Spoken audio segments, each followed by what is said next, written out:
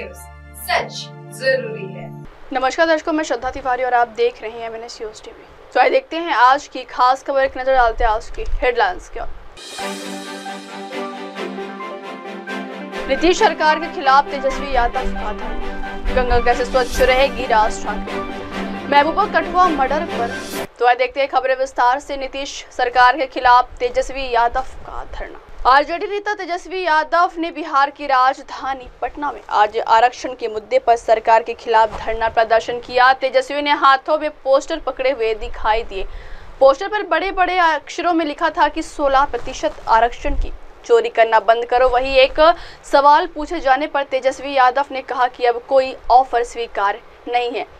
दरअसल ये सवाल मुख्यमंत्री नीतीश कुमार को महागठबंधन में शामिल किए जाने को लेकर था। इस ऑफर वाले सवाल को सुनते ही तेजस्वी भड़क गए। मीडिया के सवाल पर भड़कते हुए तेजस्वी यादव ने कहा कि अब सीधे चुनाव होगा, कोई ऑफर नहीं मिला है, अब केवल चुनाव होगा। लालू जी और मैं ऑथोराइज्ड हूं। आरक्षण के मुद्दे पर सदन से सड़क तक और कोर्ट से मीडिया के डिबेट तक आरजेडी लड़ाई लड़ेगी।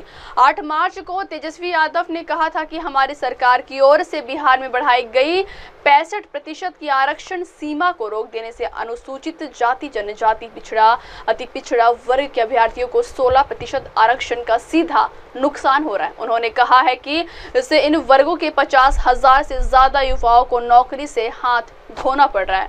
फिर शिक्षक नियुक्ति के तीसरे चरण में भी आरक्षण लागू नहीं होने से इन वर्गों के हजारों अभ्यर्थियों को हजारों नौकरियों का नुकसान हुआ। बीते दिनों तेजस्वी यादव गर्दनीबाद में अभ्यर्थियों से मिलने के लिए भी पहुंचे थे। नीतीश कुमार जवाब दो, नीतीश कुमार जवाब दो, आरक्षण चोर बीजेपी होश में आओ। संजय मंडल जी आप सबों के बीच में आए हैं, अपनी बात को रखेंगे। आज के इस धरना के ऐतिहासिक धरना का नेतृत्व कर रहे।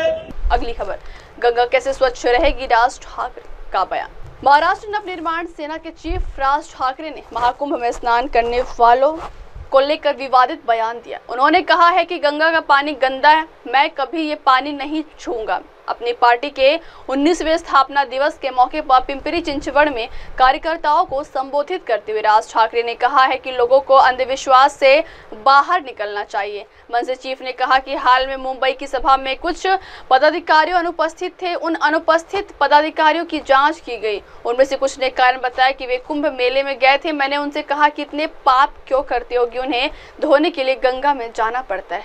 मेरा कहना है कि इतने लोगों के स्नान करने के बाद गंगा कैसे स्वच्छ रहेगी?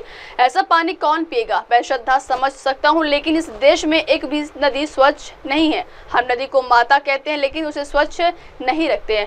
राजीव गांधी के समय से गंगा साफ होगी ऐसा सुनते आ रहे हैं, लेकिन आगे क्या हुआ? मेरे महाराष्ट्र सैनिकों को अंधविश्वास से बाहर आना चाहिए। अगली खबर, महबूबा कठुआ मर्डर पर भड़की। जम्मू कश्मीर PDP के अध्यक्ष महबूबा मुफ्ती ने कहा कि कठुआ में स्थिति बहुत ही परेशान करने वाली है। कुछ ही समय में पूर्व मुस्लिम और हिंदू दोनों समुदायों में लगभग 1 दर्जन लोगों की जान चली गई है। उनमें से 5 का कथित तौर पर पुलिस और गौरक्षकों ने पीछा किया, जिसकी वजह से ये घातक घटनाएं हुई। इसके बाद हिंदू समुदाय के 2 लोगों के शव मिले। कल और 3 शव मिले हैं, जिनमें एक 14 साल के बच्चे की मामला भी शामिल है। दुखद बात यह है कि पुलिस माखन दीन जैसे पीड़ितों से झूठे बयान दिलवाने पर ज्यादा ध्यान दे रही है, जबकि असली अपराधी अभी भी फरार है।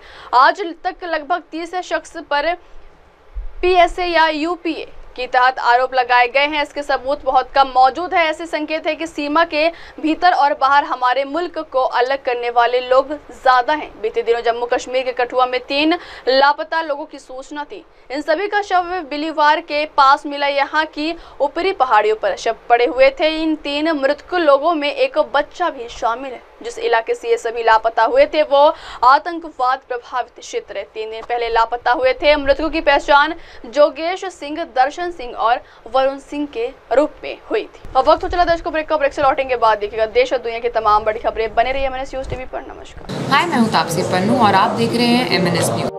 आप देख रहे हैं MNS न्यूज, सच जरूरी।